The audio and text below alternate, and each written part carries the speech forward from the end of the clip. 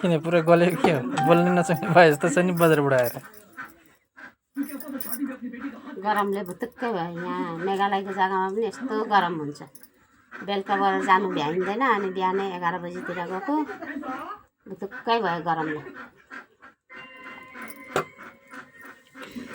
सामानहरू के के ल्याएको छु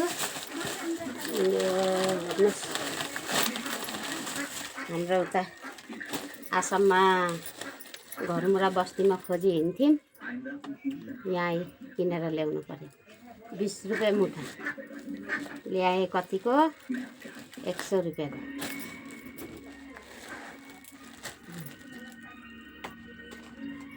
100 रुपियाँको ल्याएको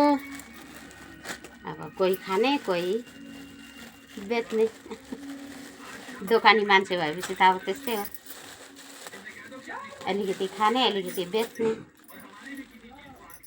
अब यो 20 रुपियाँ मुठा ल्याएँ अब मैले कसरी मुठा बिक्री गर्ने 25 रुपियाँ 30 रुपियाँ त्यसरी बिक्री गर्ने हो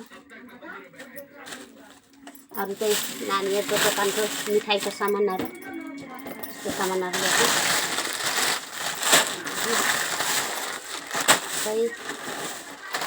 यो ताराङ सुपारी दोकानको सामानहरू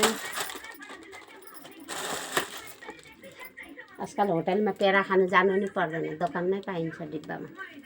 पेरा आइसक्रिम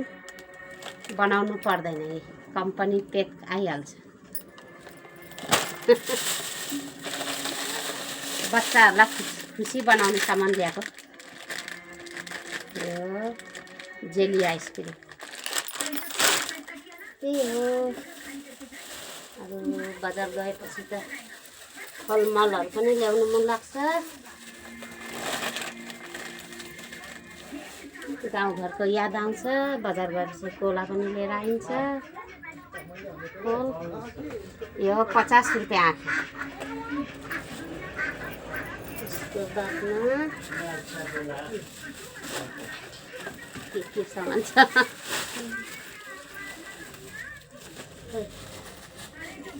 हो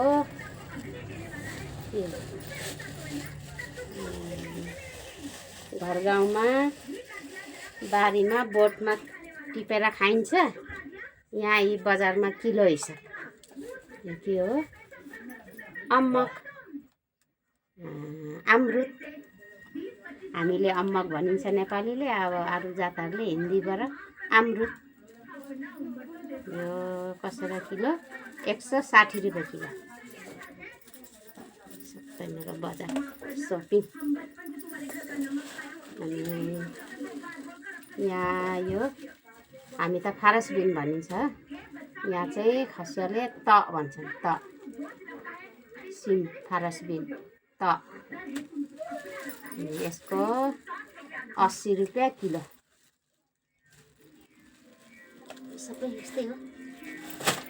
यही सामानहरू लिएर आएको अरू के लिएर आयो यो तिल चटनी खानु मन लाग्छ तिलको चटनी साह्रै राम्रो हुन्छ त्यही भएर तिल लिएको यो तिल चाहिँ कति रुपियाँ 300 रुपियाँ किलो अब अहिले अब चट्टै यही भुटेर खाने है